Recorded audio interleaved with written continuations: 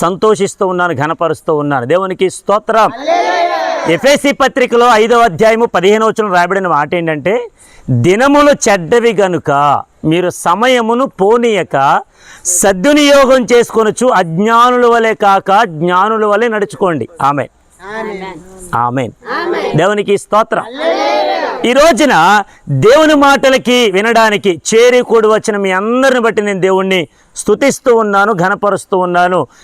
మీలో ఉండేటువంటి ఆసక్తిని బట్టి నా ప్రభు మీ జీవితాలు అనుకున్న ప్రతి దానిని జరిగించునుగాక, మిమ్మల్ని ఆశీర్వదించునుగాక, మిమ్మల్ని బలపరచునుగాక, తన రాకడ కొరకు సిద్ధపరచునుగాక, మన జీవితాలు అనుకున్నవని నా ప్రభు జరిగించునుగాక. ఆమేన్. ఈరోజు కొంచెం లేట్ అయింది, దయతో మీరు అందరూ మమ్మల్ని మన్నించాలి, అందరూ మమ్మల్ని మన్నించాలి. ఇంకెప్పుడు ఇటువంటి పొరపాటు జరగకుండా చూసుకునే బాధ్యత మాది. ఎందుకంటే ఒక ప్రాముఖ్యమైనటువంటి విషయం కొరకు చలపాటి వెళ్ళడం జరిగింది. అక్కడ వారితో మాట్లాడి, కొంచెం పెద్దలతో మాట్లాడి, ప్రార్థన పూర్వకంగా వారందరినీ సిద్ధపరిచి ఇలాంటి పొరపాట్లు చేయకుండా ఉండండి అని చెప్పి రావడం జరిగింది. దేవునికి స్తోత్రం. హల్లెలూయా. నా దేవుడు చెప్పిన మాట ఏంటంటే, ఒక కుటుంబాన్ని కట్టమన్నాడు, విడదీయమనలా. ఆమేన్. నా ప్రభు ఎప్పుడు ఏది చెప్పినా ఆయన మంచిగా చెప్తాడు తప్ప ఎప్పుడు చెడు మాత్రం చెప్పడు ఆయన. కాబట్టి ఒక కుటుంబాన్ని కట్టడం కొరకు ఆయన ఎంతో శ్రద్ధ చూపించే దేవుడు. దేవునికి స్తోత్రం. ఇప్పుడు ఇక్కడ కూడి ఉన్న మీ యొక్క ఇళ్ళలన్నిటిలో కూడా ఏదో ఒక కొరత ఉండొచ్చు, ఏదో ఒక బాధ ఉండొచ్చు, ఏదో ఒక శ్రమ ఉండొచ్చు, కొన్ని పరిస్థితులను బట్టి అనుకూలించకపోవచ్చు. కానీ నా ప్రభు ఖచ్చితంగా మీ కుటుంబంలో నెమ్మదినిచ్చునుగాక, మీ కుటుంబంలో సమాధానం ఇచ్చునుగాక, మీ జీవితాలలో అనేకమైనటువంటి వాటిని ఎదుర్కోవడానికి నా ప్రభు కృప చూపునుగాక. కొన్ని మాటలు పరిశుద్ధ లేఖనాల ద్వారా మనం నేర్చుకొని త్వరగా ముగించుకుందాం. ఇది అయిన తర్వాత మరలా నాకు ప్రేయర్ ఉంది. ఆన్లైన్లో 9:30 నుంచి 10:30 వరకు కువైట్ దేశంలో ఉన్న వారికి వాక్యం చెప్పాలి. కువైట్ దేశంలో ఉన్న వాళ్ళకి ఇప్పుడు ఆన్లైన్లో ఫోన్ చేస్తారు వాళ్ళు. ఇప్పుడు ఇంచుమించు 10:30 వరకు వారికి వాక్యం చెప్పాలి. నేను ఎందుకు చెప్తానంటే, ప్రతి గురువారం దేవుడు నాకు ఇచ్చినటువంటి కృప అది. దేవునికి స్తోత్రం. ఇప్పుడు ఇంత ఆన్లైన్లో చెప్పినా సరే మీ మీద దేవుడు నాకు ఇచ్చిన శ్రద్ధ ఏంటంటే, ఇక్కడున్న వారందరూ కూడా ప్రభువు మందిరంలో ఎదగాలని ఆలోచన. దేవునికి స్తోత్రం. మేమంత దూరం నుంచి కూడా ఇక్కడ రావడానికి గల ముఖ్య ఉద్దేశం ఏంటంటే, మిమ్మల్ని అందరూ కూడా ప్రభువు పరిచర్లో చూడాలి, దేవుని యొక్క మందిరంలో చూడాలి, దేవుని యొక్క ఆశీర్వాదాలు పొందుకునే వారిగా మిమ్మల్ని చూడాలి. దేవునికి స్తోత్రం. గట్టిగా హల్లెలూయా. కాబట్టి ఒక మాట మనం జ్ఞాపం చేసుకుందాం. చదవండి, పరిశుద్ధ లేఖనములో రాయబడినటువంటి ఒక మాట పరిశుద్ధ గ్రంథంలో చదవండి. ఆదికాండ గ్రంథం 28వ అధ్యాయము 15వ వచన భాగం. అమ్మ వినబడుతుంది? ఓకే, వినండి. ఆదికాండ గ్రంథం 28వ అధ్యాయము 15వ వచన భాగం. అమ్మలారా వినండి. ఓకే, చదవరా. నేను నీకు తోడయుండి నీవు వెళ్ళు ప్రతి స్థలమందు నిన్ను కాపాడుచు ఈ దేశమునకు నిన్ను మరలా రప్పించదను. దేవునికి స్తోత్రం. పరిశుద్ధుడైన మా తండ్రి, నీ ఘనమైన పాదములకు వందనాలు, స్తుతులు, స్తోత్రాలు చెల్లిస్తూ ఉన్నాం. కొద్ది నిమిషాలు నీ మాటలు ధ్యానించుచుండగా మీరే నాతో, మాతో, అందరితో సూటిగా తేటగా మాట్లాడి బలపరిచి నడిపించమని యేసుక్రీస్తు అతి పరిశుద్ధ నామములో అడిగి పొందుకొని ఉన్నాము మా పరమ తండ్రి. ఆమేన్. ఇక్కడ బాగా వినండి. దేవుని వాక్కు రాయబడుతున్నటువంటి, చెప్పబడుతున్నటువంటి అద్భుతమైన మాట ఏంటంటే, ఒక భక్తునితో మాట్లాడుతున్నాడు. ఆయన ఎవరంటే యాకోబు. చెప్పండి, ఆయన ఎవరు? అమ్మా నా ఇంక చూడండి అమ్మా, నేను కనబడట్లేదమ్మా, తెలగలేనా? లైట్ వేశారు కదా, నా ఇంక చూడండి. దేవునికి స్తోత్రం. కొంచెం జాగ్రత్తగానండి, చాలా జాగ్రత్త. దేవుని వాక్కు యాకోబుతో మాట్లాడుతున్నాడు. యాకోబు ఎవరని అడిగితే, ఒక విధంగా అతడు తన ఇంటిలో చాలా సుకుమారంగా పెరిగినటువంటి వాడు. సుకుమారం అంటే మీకు బాగా తెలుసు. కొంతమంది పిల్లలను ఒక దెబ్బ కొట్టినా చాలు, ఒకవేళ నాన్న దెబ్బ కొట్టాడు ఇంకా అమ్మాయి అంటది, ఎందుకు పిల్లలను ఊరికి కొట్టేస్తావు అంటారంటారా? పోని ఒకవేళ అమ్మ నాన్న కొట్టినా మామూలు ఊరుకుంటారా? మీరే ఊరుకోరు. తాతయ్యలు ఊరుకోరు. ఎవరిని ఏ ఒక్క మాట కూడా అనకూడదు. దేవునికి స్తోత్రం. ఇప్పుడు సుకుమారంగా పెరిగినటువంటి ఈ కుమారుడు ఇప్పుడు ఏం జరిగిందంటే తండ్రి చాలా వృద్ధాప్యంలో ఉండిపోయాడు, మంద దృష్టి కలిగిన వాడిగా ఉన్నాడు, ఇంకా చెప్పాలంటే కళ్ళు కనిపించి కనబడినట్టుగా ఉన్నాడు. ఆ నాన్నగారికి ఏమైందంటే, ఎవరు నాన్న ఈరోజు నాకు బిర్యానీ తినాలనిపించిందిరా, ఈరోజు నాకు మేక మాంసం తినాలనిపించిందిరా అని పెద్ద కొడుకుని పిలిచి, ఒరే నువ్వు వెంటనే అడవికి పోయి అరణ్యానికి పోయి చక్కగా వేటాడి తీసుకొచ్చినటువంటి మాంసం చేత నాకు ఆహారం పెట్టరా, ఆహారం భుజించిన తర్వాత నేను భోజనం చేసిన తర్వాత నేను నిన్ను ఆశీర్వదిస్తాను అని ఈ తండ్రి కుమారుడైనటువంటి యాషావుతో ఒక మాట అన్నాడు. దేవునికి స్తోత్రం. కుటుంబంలో 4 ఉన్నారు, తల్లి తండ్రి 2 కొడుకులు. చెప్పండి, కొంచెం గట్టిగా చెప్పండి. పెద్ద కొడుకు అంటే నాన్నకి ఇష్టం, చిన్న కొడుకు అంటే మనం అంటే వెరీ గుడ్. దేవునికి స్తోత్రం. గట్టిగా హల్లెలూయా. కొన్ని సందర్భాల్లో కుటుంబంలో కొన్ని తారతమ్యాలు ఉంటాయి, ఉండవా? మాట్లాడరేంటండి, ఉండవా? తారతమ్యాలు ఎంత ఉంటాయంటే, ఇదిగో చిన్నోడు అసలు మాట అన్నాడు, నువ్వు వాడికి ఏమైనా డబ్బులు ఇచ్చావా మామూలుగా ఉండదు అని అంటాడు లోపల నాన్న. అమ్మ అంటది, ఊరుకో, నువ్వు పెద్ద కొడుకు ఎత్తలేదు కానీ చిన్న కొడుకు ఎత్తే తప్ప అని ఈవిడి. దేవునికి స్తోత్రం. ఇప్పుడు 2 కొడుకులు కూడా ఒకే కుటుంబంలో పుట్టినవారు, కానీ తండ్రి ఏం చెప్పాడు, ఇదిగో నాన్న నువ్వు వేటగాడివి కనుక నువ్వు వేటాడి తీసుకొచ్చినటువంటి ఆహారాన్ని నేను భుజిస్తాను, భుజించిన తర్వాత నేను దేవుని పేరట ఆశీర్వదిస్తాను. ఆమెన్. నా ఇంక చూడట్లేదు ఎవరు? ఆమెన్. స్తోత్రం. అంటే ఆ అబ్బాయి వెళ్ళి అమ్మా ఇక్కడికి రానా? ఓకే, దేవునికి స్తోత్రం. గట్టిగా హల్లెలూయా. పెళ్లిలో దగ్గర ఉండమన్నారు, ఇప్పుడు కూడా దగ్గర ఉన్నారు. ఓకే, వినండి. ఇప్పుడు ఈ తండ్రి చెప్పిన మాట కొడుకు విన్నాడు, కొడుకు అడవికి వెళ్ళిపోయాడు, అరణ్యానికి వెళ్ళిపోయాడు. దేనికి? వేటాడి తీసుకురావాల్సిన మాంసం కోసం వెళ్ళాడు. నాన్నగారికి చక్కగా వడ్డించిన తర్వాత నాన్నగారు నన్ను ఆశీర్వదిస్తారు అని నాన్న చెప్పాడు కాబట్టి నాన్న మాట విని వెళ్ళిపోయాడు. ఈ సందర్భాన్ని ఎవరు వింటున్నారంటే అమ్మంది. అమ్మినగానే చిన్న కొడుకుని పిలిచింది, నాన్న ఇటు రారా. ఆడి పేరు యాకోబు, చిన్న కొడుకు పేరేంటి? యాకోబు. వచ్చాడు, వచ్చి అమ్మా ఏంటి ఏం చేయమంటావు ఏంటని. ఏమరేది నాయన, మీ అన్నీ నీ నాన్నగారు ఆశీర్వదిస్తారంట, ఆశీర్వాదాలన్నీ అన్నీకి వెళ్ళిపోతాయి, నువ్వు ఏమి లేనివాడిగా ఉంటారా, అసలు సుకుమారంగా పెరిగావు, ఇంట్లో ఏ పని చేయాలని నీకు చేత కాదు, బయటికి వెళ్ళాలన్నా ఒక పెరిగి ప్యాకెట్ తీసుకురమ్మన్నా, ఒక డ్రింక్ బాటిల్ తీసుకురమ్మన్నా, ఏ పప్పు కొనాలన్నా నీకేం తెలియదురా బాబు, అన్నయ్య ఆశీర్వదింపబడిపోతున్నాడు రా, నువ్వు అలా ఉండిపోవడం నాకు ఇష్టం లేదురా, నువ్వు కూడా ఆశీర్వదింపబడాలి. దేవునికి స్తోత్రం అని ఆ చిన్న కొడుకు ఏం చెప్పిందంటే, అన్నయ్య అడవికి వెళ్ళి ఇంటికి వచ్చి నాన్నగారికి వేడివేడిగా ఆహారం వడ్డించే ముందు నువ్వు ఇక్కడ మన మంద ఉందో చూసావా, గొర్రెల మంద ఉందో చూసావా, మేకల మంద ఉందో చూసావా, ఆ మందలోనికి వెళ్ళు, బాగా బలిష్టమైనటువంటి దాన్ని తీసుకురా, నువ్వు నా దగ్గరికి తీసుకొస్తే నేను దాన్ని చాలా రుచిగా ఆహారాన్ని వడ్డించి పెడతాను, ఆ ఆహారాన్ని తీసుకెళ్ళి నాన్నగారి దగ్గర పెట్టు. నాన్నగారు భుజించిన తర్వాత ఆయన మంద దృష్టి గలవాడేమో, చూడలేకపోతున్నాడేమో, సరిగా కానరావట్లేదేమో, అన్నయ్య అనుకొని నిన్ను ఆశీర్వదిస్తాడురా, అది నేను కళ్ళారా చూడాలరా నా కొడక, రారా అని పిలిచింది. ఎవరినే? గట్టిగా చెప్పాలి. ఎవరు పిలిచారు? అమ్మ పిలిచింది. ఆమెన్. ఇప్పుడు ఈ చిన్న కొడుకు, అమ్మ నువ్వు ఏదో చెప్పావు కానీ నాన్న చాలా ఊరు ఎంత నిష్ఠగా ఉంటాడు తెలుసా, ఎంత శ్రద్ధగా ఉంటాడు తెలుసా, అసలు నాన్నకి కళ్ళు కనబడవు కానీ అన్ని ఆలోచనలు ఉన్నాయా బాబా, నాన్నకు కానీ సేదుకు దొరికానా నా పని అయిపోయింది. అప్పుడు అమ్మ అంటది, రే నాన్నకి దొరకకుండా నేను ఒక చిటగా చెప్తా. ఆమెన్. నాన్నగారికి దొరకకుండా, నాన్నగారిని నిన్నేమనకుండా, నాన్నగారి నిన్నేమి తిట్టకుండా ఉండాలంటే నేను ఒక చిట్టగా చెప్తా, ఆ చిట్టగా పాటించరా. అమ్మ ఏంటి ఆ చిట్టగా చెప్పు అని అనగానే ఇప్పుడు అమ్మ అన్నది, ఒరే ఇప్పుడు ఆ మేకని తీసుకొచ్చాయి కదా, దాన్ని తీసుకొచ్చినటువంటి చర్మం ఉంటుంది కదా, దాని మీద ఉంటుంది కదా బొచ్చుగా, అది వెంటనే ధరించుకొని ఇక్కడ ఇట్టుకోరా అంది. రెండోది, ఒరే మీ అన్నయ్యకి కొత్త బట్టలు ఉన్నాయి చూసావా, ఆ బీరువాలు ఆ బట్టలు తీసుకురా ఆయన ఆ బీరువాలు తీసుకొచ్చినటువంటి కొత్త బట్టలు అన్ని బట్టలు తొమ్మిడికి తొడిగించేసింది, పెద్ద కొడుకు బట్టలు. ఇప్పుడు నాన్నగారు గుడ్డివాడేమో కానీ, బాగా వినాలి, నాన్నగారు గుడ్డివాడేమో కానీ కొడుకు వెంటనే ఆ చిన్న కొడుకు చెప్పిందల్లా, ఏదైతే అమ్మ చెప్పిందల్లా చేశాడో ఇంకా మొత్తం తీసుకొచ్చాడు. అమ్మ శుభ్రంగా వంట వండేసింది, భోజనాన్ని వడ్డించేసింది, ప్లేట్లో పెట్టింది. ఇప్పుడు వడ్డించినటువంటి ప్లేట్ని బట్టి నాన్న రే ఇట్రా అని చిన్నోని పిలిచి ఈ ప్లేట్ తీసుకెళ్ళి నాన్నగారికి ఇమ్మంది ఆమె. ఈ నాన్నగారి దగ్గరికి వెళ్తున్నాడు కొడుకు. వెళ్ళేటప్పుడు అన్నాడు, అమ్మా ఇదంతా బాగానే మేనేజ్ చేసేసావు కానీ నా స్వరం మారలేదమ్మా. ఆమెన్. ఆమెన్. అందరి స్వరాలు ఒకేలా ఉంటాయా? కొన్ని గొంతుకులు ఉంటాయి, బరి గొంతుకులు. కొన్ని గొంతుకులు ఉంటాయి మ్యాక్ గొంతుకులు, కొన్ని గొంతుకులు ఉంటాయి వేరుగా ఉంటాయి. దేవునికి స్తోత్రం. కొంతమంది భలే సౌమ్యంగా మాట్లాడతారు, హాయ్ ఎలా ఉన్నావు ఏంటి, కొంతమంది ఎడా మాట్లాడవేంటి నువ్వు, కొంతమంది విధానం. దేవునికి స్తోత్రం. ఇప్పుడు చిన్నోడాడు, వీడికి వేటాడటం రాదు, ఎలాగ పని చేయాలో తెలీదు. కానీ నాన్నగారి దగ్గరికి వెళ్ళి, నాన్న ఇదిగో నీ కొరకు సిద్ధపరిచినటువంటి ఆహారాన్ని నువ్వు తిని నన్ను ఆశీర్వదించిన అన్న అన్నాడు నాన్నతో. ఆమె వెంటనే నాన్న అన్నాడు, రే ఎంత త్వరగా దొరికేసిందా నీకు? ఆమె ఏంటది? వేటాడడానికి వెళ్ళావు, అరణ్యానికి వెళ్ళావు, ఎంత తొందరగా దొరికేసింది అనగానే ఇప్పుడు వీడు అన్నాడు, నాన్న నీ దేవుడే దానిని నా దగ్గర పంపించాడు. దేన్ని? వేటాడడానికి వెళ్తే దేవుడు పంపించాడంట. ఈ యాకోబు అబద్ధం ఆడుతున్నాడు.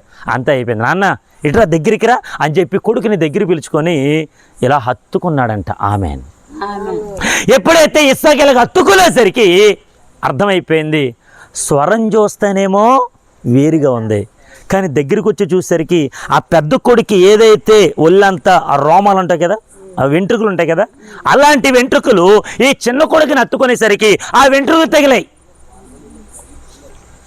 మనోడు నాన్నగారు అనుకున్నాడు, పర్లేదు మావాడే, కానీ స్వరం ఎందుకు ఇలాగా వేరుగా ఉంది అని చెప్పి దగ్గరికి వచ్చి హత్తుకొని వాసన చూసి రోమాలు చూసి ఓకే వీడు పెద్దోడే అని చెప్పి దీవెనలన్నీ కూడా దీవించేశాడు. ఎవరిని? అయిపోయింది. చిన్నోడు వెళ్ళిపోయాడు. రానే వచ్చాడు అలసిపోయి. ఎవరో గట్టిగా చెప్పాలి, మీ నా దగ్గర ఉన్నారా? పెద్ద కొడుకు వేటాడి వేటాడి వేటాడి అలసిపోయి ఇంటికి వచ్చాడు. నాన్నగారికి ఇష్టమైనటువంటి కూరను, ఇష్టమైనటువంటి ఆహారమును అంతా కూడా సిద్ధపరిచి నాన్నగారి దగ్గరికి వెళ్ళి, నాన్నగారు ఇదిగో మీ కొరకు సిద్ధపరిచిన ఆహారం తినండి అనగానే, ఎరా ముందొచ్చిన వాడేవాడు అన్నాడు. ఆమేన్. ముందొచ్చిన వాడేవాడురా, నేను మొత్తం దీవెనని వాడికి ఇచ్చేసాను, వాడిని దీవించాను అనగానే ఇప్పుడు పెద్ద కొడుకు ఏడుస్తూ ఉన్నాడు, నాన్న నీ దగ్గర ఒక్క దీవెన కూడా లేడా, నీ దగ్గర ఒక్క ఆశీర్వాదం కూడా లేదా, ఏంటి ఇలా చేసావు అని చెప్పి తమ్ముడి మీద కోపాన్ని పెంచుకున్నాడు అన్నయ్య. తమ్ముడిని చంపడానికి ఎంతగానో పన్నాగాలు పన్నుతున్నాడు. నా తండ్రి వృద్ధాప్యంలో ఉన్నాడు, నా తండ్రి చనిపోయిన తర్వాత ఆడి సంగతి నేను చూస్తాను. నన్ను మోసం చేసి, మా నాన్నగారిని మోసం చేసి, నాకు రావాల్సిన దీవెనలు రాకుండా, నాకు చెందాల్సిన ఆస్తిపాస్తులు చెందకుండా, నాకు రావాల్సింది ఏది రానివ్వకుండా వాడు ఎత్తుకుపోతాడా, వాడు బతకడానికి అర్హుడు కాదు అని చెప్పి వాడిని చంపడానికి ప్లాన్లు వేస్తున్నాడు. ఎవడో ఆడెవడో వరే ఆడి పేరేంటి? యాసావు. చెప్పాలి ఏసావు యాసావు. ఆమేన్. దేవునికి స్తోత్రం. చెప్పండి రెండు చేతులు పైకెత్తి హల్లెలూయా. ఈ మాటలన్నీ, ఈ పన్నాగాలన్నీ, ఈ ఉపాయాలన్నీ తలుపు దగ్గరుండి వింటున్నారు ఒకళ్ళు. ఎవరో చెప్పాలి గట్టిగా. అమ్మ ఏంటుంది? అసలే చిన్న కొడుకు దీవెనలన్నీ ఇచ్చేసింది కదా, నాన్నగారిని మోసం చేసి, నాన్న ఒరే ఏంటి ఎలా చేస్తాను ఆ మాట ఏంట్రా అని కొడుకుని పంపించి ఆ దీవెనలను కూడా ఇప్పించేసింది అమ్మ. ఆమె నిజంగా ఒక మాట చెప్పాలంటే, ఒక జ్ఞానవంతురాలు కలిగినటువంటి తల్లి, బుద్ధిమంతురాలుగా ఉండేటువంటి తల్లి భర్త దగ్గరికి వెళ్ళి, ఏవండి మీకు అసలు మీరు ఏం చేస్తారో మీకు అర్థమవుతుందా? పెద్ద కొడుకుని ఆశీర్వదిస్తారా? మనకి చిన్న కొడుకు లేడా? వాడిని పిలవాలిగా, మీరు వాడిని ఆశీర్వదించాలిగా, ఇద్దరిని ఆశీర్వదించాలి కదా, ఇద్దరు కొడుకులు ఇచ్చాడు కదా దేవుడు అని చెప్పాలి తల్లి. ఆమె ఆమెన్ అన్నదా? మాట్లాడాలి. ఈరోజు మీరు అంటున్నారు అలాగా. ఈరోజు తల్లులుగా మీరు ఎలా ఉన్నారు? ఒక తల్లిగా మీరు ఆలోచించండి. కొడుకుల పట్ల, కుమార్తెల పట్ల, అల్లుళ్ళ పట్ల, మనవాళ్ళ మనవరాల పట్ల మీ జీవితాలు ఎలా ఉన్నాయి? మీ ఆలోచనలు ఎలా ఉన్నాయి? మీరు ఎలాగ ఆలోచిస్తూ ఉన్నారు? పెద్ద కూతురుని ఒకలా చూస్తారు, చిన్న కూతురుని ఒకలా చూస్తారు, పెద్ద కొడుకుని ఒకలా చూస్తారు, చిన్న కొడుకును. అందుకే గొడవలు వస్తాయి. ఆమెన్. గొడవలు రావడం గల కారణం ఏంటంటే, ఈ భార్య అనగా తల్లిదండ్రుల మధ్యలోనివి ఇదంతా. ఆమె ఈ తల్లిదండ్రులు కరెక్ట్గా ఉంటే పిల్లలు కరెక్ట్గా ఉంటారు. ఆమెన్. త్రాగుబోతులుగా, తిరిగిబోతులుగా, జోదగాళ్ళుగా ఏ ఒక్కరు మారకుండా ఉండాలి అంటే తల్లిదండ్రులు బాగుండాలి, వాళ్ళ విధానాలు బాగుండాలి, వారి ప్రవర్తన బాగుండాలి, వారి జీవితాలు బాగుండాలి. అప్పుడు పిల్లల జీవితాలు కట్టబడతాయి. నాన్న ప్రతిరోజు బయటికి వెళ్ళి కష్టపడి చెమటూడ్చి తీసుకొచ్చినటువంటి డబ్బు చేత పిల్లల్ని పెద్ద చేసి ఎదిగింపజేసి చదువులు విద్యాబుద్ధులు అన్నీ నేర్పిస్తే ఇప్పుడు వృద్ధాప్యంలో ఉన్న తల్లిదండ్రులు విడిచిపెట్టేసి ఆ ఫ్రెండ్ పిలిచాడనో ఆ అమ్మాయి పిలిచిందనో ఈడెవడో పిలిచాడనో తమ జీవితం అంతా కూడా నాన్నగారికి అమ్మగారికి రుణపడి ఇంటి దగ్గర పెద్దవాళ్ళని చూసుకోవలసినటువంటి ఈ యవనస్తులు ఎవరో అమ్మాయి పిలిచిందని అమ్మాయి వెనకాల పారిపోతున్నాడు పిల్లలు. వెళ్ళట్లేదా? చదువులు నాశనం అయిపోవట్లేదా? జీవితాలు అతలోకొతలం అయిపోవట్లేదా? జీవితాలు పాడైపోవట్లేదా? ఇలా పాడైపోవడం కారణం పిల్లలు ఎదిగేటప్పుడు తల్లిదండ్రులుగా బుద్ధి చెప్పాలి. ఆమేన్. చెప్పండి గట్టిగా హల్లెలూయా. ఎవరు ఏమనుకుంటా అనుకునేవాడి, నీ కొడుకులు నీ కుమార్తెను బాగా పెంచు, అంతే. దేవుని కొరకు పెంచు, క్రీస్తు కొరకు పెంచు. నీ జీవితం ఏంటి నీ పిల్లలకి తెలియ. కొంతమంది కడుపు కట్టుకొని కాయ కష్టం చేసుకుంటూ రూపాయి పోజేసుకొని పిల్లలకి మంచి వివాహాలు జరిగిస్తారు. పోనీ ఏమని తినకుంటారా? లక్షల రూపాయలు ఖర్చు పెట్టి ఎన్నో రీతిలుగా పెళ్లి చేస్తే నాకు నచ్చలేదు, నాకు దేవునికి స్తోత్రం. చెప్పండి హల్లెలూయా. ఎందుకు ఈ విషయాలని చెప్తున్నానంటే, పెద్ద కొడుకులు ఒకలాగా చిన్న కొడుకులు ఒకలాగా ఈ విధానం చూసేసరికి వెంటనే వాళ్ళిద్దరి మధ్య ఏమొచ్చేసిందంటే ఒక వాదమే, ఒక యుద్ధమే జరిగేలాగా ఉంది. ఈ విషయాలన్నీ కూడా మరలా తలుపు దగ్గర నింటుంది. పోనీ అప్పుడైనా దగ్గరికి వచ్చి, ఎవరు అన్నయ్య సారీ ఒరే పెద్దోడా, ఏదో చిన్నోడే తెలియజేశాడరా, నీ తమ్ముడు రాడు, నీ రక్తం పంచుకుని పుట్టాడురా, వదిలేరా అని చెప్పాలా? ఈ విషయం తీసుకెళ్ళి భర్తతో చెప్పినట్టుంది. ఎవరితో? ఇస్సాకు గారితో చెప్పగానే ఇప్పుడు వీళ్ళిద్దరు కూడా తీసుకున్న తీర్మానం ఏంటంటే, చిన్నుడిని మేనమామ గారింటికి బామ్మర్ది గారింటికి పంపిస్తున్నాడు, లాబాను గారింటికి పంపిస్తున్నాడు. తండ్రి తల్లి ఇద్దరు, ఈ యొక్క తల్లి గారి యొక్క అన్నగారే మేనమామ లాబాను ఎక్కడికో పంపించి, ఒరే నువ్వు ఎక్కడుంటే కనుక మీ నాన్న నేను చంపేస్తాడరా, మీ అన్నయ్య నేను చంపేస్తాడరా, నువ్వు అర్జెంట్గా ఎక్కడి నుంచి నువ్వేమవ్వాలి, వెళ్ళిపోవాలి. ఒక్క నిమిషం అమ్మ. స్తోత్రం స్తోత్రం. అమ్మ వందనాలండి, కొంచెం ప్రార్థన చేయండి. అమ్మ వందనాలు, కొంచెం ప్రార్థన చేయండి. వందనాలు ఒక 10. ఎప్పుడైతే ఈ చిన్న కొడుకుని ఎక్కడ పంపించేస్తున్నారు వీళ్ళిద్దరు? తాతగారు కాదమ్మా, మేనమామ బామ్మర్ది. ఎవరికి? ఈయనకి మామగారు అవుతారు లాబాను. ఇప్పుడు అమ్మగారు అన్నయ్య నాకు ఏమవుతాడు? మా అమ్మగారు అన్నయ్య మరి మేనమామ. ఆమేన్. మేనమామ, తాత కాదు. దేవునికి స్తోత్రం. గట్టిగా హల్లెలూయా. ఇప్పుడు మేనమామ గారు ఇంటికి పంపిస్తున్నారంటే వీళ్ళిద్దరు, రే మీ ఇద్దరు చావులు ఒకసారి మేము చూడలేమరా, మీ ఇద్దరు చచ్చిపోవడం మా చిత్తం కాదురా, ఒరే మీ ఇద్దరు బతకాలరా, 10 కాలాల పాటు ఉండాలంటే ఏం చేయాలి? పంపించకూడదు. అన్నాదమ్ముల మధ్య ఏం చేయాలి? సఖ్యత ఇవ్వాలి, ప్రేమ అనుబంధాలు కలపాలి. దేవునికి స్తోత్రం. ఇప్పుడు వీడు పారిపో అని చెప్పగానే వీడు వెళ్ళిపోతా ఉన్నాడు. ఎప్పుడు ఇంట్లో నుంచి కాలు బయట పెట్టడం ఎరగడాడు. ఎవరో చిన్నోడు యాకోబు. అలాంటిది పరిగెత్తుకుంటూ ప్రయాణం చేసుకుంటూ అరణ్యంలో వెళ్ళిపోతూ ఉంటున్న సందర్భాలలో ఇప్పుడు ఎంతైతే చీకటి పడిందో అప్పుడు కూడా పొద్దుగుక్కుపోయింది, చీకటి వెళ్ళిపోయింది. ఈ చీకటి సమయంలో ప్రయాణాలు చేయగలం మనం? చేయలేం. కాబట్టి ఏం చేశాడు? అప్పుడంటే ఇలాంటి ఇళ్ళేం లేవు.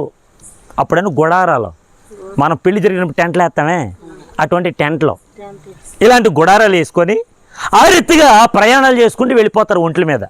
కానీ తను కాలినడకన వెళుతూ ఉన్నాడు. ఎటెల్లాలో తెలియక ఆ దారంట వెళ్ళిపోతున్నాడు, పద్దనారామకి వెళ్ళిపోతున్న సందర్భాలలో ప్రొద్దుగుక్కింది, చీకటి పడింది. ఇంకా ప్రయాణం చేయలేక ఆ చోటి రాళ్లలో, అక్కడ ఉండేటువంటి ఇలాంటి చోటు అయితే ఏదైనా ఒక పెద్ద బండరాయి కనబడితే ఆ రాయిని తీసుకొచ్చుకొని అక్కడే రాత్రిపూట ఆ బండరాయి అక్కడ పెట్టి దాని మీద ఎలాగా తల పెట్టుకుని నిద్రపోతున్నాడంట. ఎవడో? కొంచెం గట్టిగా చెప్పండి. యాకోబు. ఇంటి దగ్గర 2 తలగడ దిండ్లు వేసుకుని వాడు, మధ్యన ఒకటి, కాళ్ళకు 2, తల దగ్గర 2. కొంతమందికి ఎలా పడుకుంటా తెలుసు కదా మీకు. ఆమె అన్నీ ఉన్నాయి అనుకో, ఇవే ఇంకోటి ఉంది కదా, ఇంకోటి ఏం చేసుకుంటారు? గోల, తలగడ దిండుల కోసం గోల. దేవునికి స్తోత్రం. చెప్పరేంటి గట్టిగా హల్లెలూయా. ఇదిగో నేను సిటీలో చదువుకుంటున్నాను, నువ్వేం చేస్తున్నావు తెలీదు, నాకు 2 తలగడ దిండ్లు కావాలి. ఆమేన్. చిన్నప్పుడు మనకేం తలగడ దిండ్లు ఉన్నాయండి? నాకు అది, మీకు ఉన్నాయా? అదే చీరను చుట్టుకొని ఆమేన్.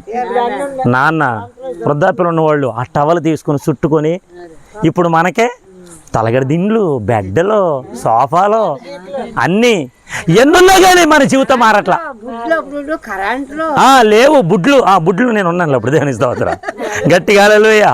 అప్పుడు ఆ బుడ్డికి దాని ఏమంటారు సిమిలియా, ఆ సిమిలి ఉంటే అదంతా మాడిపోతాయి, లోపల పొగంటుకుంటే చక్కగా తీసి ఇలాగ తుడిసేసరికి అది తెగిపోయి చేతులన్నీ కూడా తెగిపోయి రక్తాలు వచ్చే దేవునికి స్తోత్రం.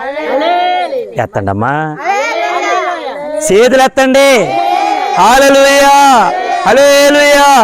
ఇప్పుడు వీడు వెళ్ళిపోతూ చీకటి పడిపోయింది. అక్కడ రాయి తీసుకున్నాడు, రాయి మీద తలగడ పెట్టుకొని ఆ రీతిగా తలగడ పెట్టుకుని ఆలోచిస్తున్నాడు ఏంటి నా జీవితం, నేను ఇంట్లో ఎలా ఉండేవాడిని, ఇప్పుడు ఏంటో అంటున్నా అయిపోయింది ఏంటి అని అనుకుంటున్నప్పుడు ఒక దర్శనాన్ని చూస్తున్నాడు. ఆ దర్శనంలో దేవుడు కనబడ్డాడు.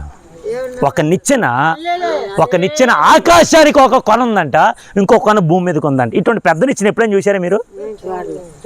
నిచ్చెన చూస్తాం ఒక రోజున. ఆమెన్. పరలోక రాజ్యానికి ఎక్కి వెళ్ళిపోతున్నప్పుడు చూస్తాం. ఆమెన్. ఎప్పుడైతే నిచ్చెన ఆకాశానికి భూమికి అక్కడో కొని ఎక్కడో కొని ఉండగానే ఆ దేవదూతల పైనుంచి కిందకి దిగుతున్నారంట, కింద నుంచి పైకి ఎక్కుతున్నారంట. ఈ దర్శనాన్ని చూస్తున్నాడు. మొట్టమొదటిసారిగా దేవుడు తనతో మాట్లాడడం వింటున్నాడు యాకోబు. ఇప్పుడు అంటున్నాడు, ఇదిగో నేను నీకు తోడయ్యుండి. ఎవరన్నారు ఈ మాట? తండ్రి ఉన్నాడు అన్నాడు ఈ మాట. తోడుగా ఉంటాను అనాల్సిన తండ్రి పారిపో అన్నాడు. అమ్మ ఒరే పెద్దోడే కదరా, అన్నయ్య కదరా, అన్నయ్య దగ్గరికి వెళ్ళి సారీ అని చెప్పు, క్షమించమని చెప్పు, అన్నీ నేను క్షమిస్తాడు అని చెప్పాల్సిన అమ్మ పారిపో అంటది. ఎవరినే? దేవునికి స్తోత్రం గట్టిగా హల్లెలూయా చెప్పండి. హల్లెలూయా. కాపాడాల్సిన వారే పారిపోమంటున్నారంటే వీళ్ళు కాపాడాల్సినటువంటి విధానంలో వెళ్ళలేరు, తప్పు చేశారు, అందుకే పారిపోమంటున్నారు. కానీ పారిపోతున్నటువంటి ఆ యాకోబుతో దేవుడు చెప్తున్న మాట, నేను నిన్ను కాపాడుతాను. ఆమేన్ చెప్పండి. హల్లెలూయా. నిన్ను నన్ను కాపాడేటువంటి వాడు ఈ లోకంలో ఎవడు లేడు. నీ బంధువులైనా, నా బంధువులైనా, నీ రక్త సంబంధులైనా, నా రక్త సంబంధైనా, నీ భర్త అయినా, నీ భార్య అయినా, నీ కడుపున పుట్టిన పిల్లలైనా ఎవరు మనల్ని కాపాడలేరు. కాపాడగలరా? చెప్పరేంటండి. ఈరోజు నీ దగ్గర ఉన్న డబ్బును బట్టి హాస్పిటల్కి వెళ్ళి ఏదో కొంచెం రోగం వచ్చినందుకు ఏ మందులో, ఏదో టాబ్లెట్సో, ఏదో ఒక ఇంజెక్షన్ ఏదో చేయించుకుంటావు, మరి ప్రాణం దేవుడు ఇవ్వాలి. ఆమేన్. దేవుడు కాపాడాలి. దేవునికి స్తోత్రం. ఆయన కాపాడే దేవుడు. ఇదిగో ఆ వాగ్దానాన్ని యాకోబుతో మాట్లాడుతున్నమాట. రే మీ అన్నయ్య అయినటువంటి యాశావు నేను చంపడానికి వస్తున్నాడేమో కానీ నేను నిన్ను కాపాడుతాను. ఆమేన్ చెప్పండి. హల్లెలూయా. ఇటువంటి భరోసా నీకు తెలిసిన వాళ్ళు ఎవరని ఊర్లో ఇవ్వగలరా? నువ్వు ఓటేసి గెలిపించిన వాళ్ళు ఇవ్వగలరా? 5 సంవత్సరాల పాలన మారిపోవచ్చేమో, 5 సంవత్సరాల తర్వాత మరలా పాలించేవారు ఎక్కచ్చేమో. సంవత్సరాలు గతించిపోతున్నాయి, దినాలు గతించిపోతున్నాయి, నెలలు వెళ్ళిపోతూ ఉన్నాయి. ఎన్ని రకాలుగా వెళ్ళిపోయినా నా దేవుడు కాపాడే విషయంలో మారే దేవుడు కాదు. దేవునికి స్తోత్రం. దేవుడు మారలేదు కానీ మనం మారిపోతున్నాం. మారట్లేదా? మనుషులుగా మనం మారట్లే. బాధ వస్తానేమో ప్రభు స్వస్థపరచవా అంటాం. అన్నీ బాగున్నప్పుడు ప్రార్థన పాస్టర్ గారు రావద్దని చెప్పా, ఇప్పుడు వద్దని చెప్పు, ఇప్పుడు నేను ఊరు వెళ్ళిపోతున్నాను, ఇప్పుడు ఎట్టొద్దని చెప్పు అంటే నీకు ఇష్టం వచ్చినప్పుడు పెట్టాలి ప్రార్థన. దేవునికి స్తోత్రం. కాదు నిజాలేమని చెప్పేస్తానంటారా? దేవునికి స్తోత్రం. మా శిరీష చేతులు ఎత్తదేంటి? మా శిరీష ఉందా? అమ్మో మా శిరీష. దేవునికి స్తోత్రం. గట్టిగా హల్లెలూయా. ఇదిగో నువ్వేమనుకుంటావు ఏంటో, రావద్దని చెప్పే వద్దు. దేవునికి స్తోత్రం. దేవుడు నిన్ను కాపాడుతున్నప్పుడు నాకు వద్దు కాపాడొద్దని చెప్పగలవా? ఒక విధంగా ఒక మాట అడుగుతాను చెప్పండి, నాకు టైం అయిపోతుంది. ఇప్పుడు సీఎం గారు ఉన్నారు, నారా చంద్రబాబు నాయుడు గారు. ఆయనకి జెడ్ సెక్యూరిటీ అని ఉంటుంది. జెడ్ సెక్యూరిటీకి సీఎం గారికి ఈ ముందేమో ఒక కాన్వే వెళ్తుంది, వెనకాల ఒక 4 కాన్వేలు వస్తాయి, పోలీసులు బందోబస్తు అటు ఇటు ఉంటారు. ఆమె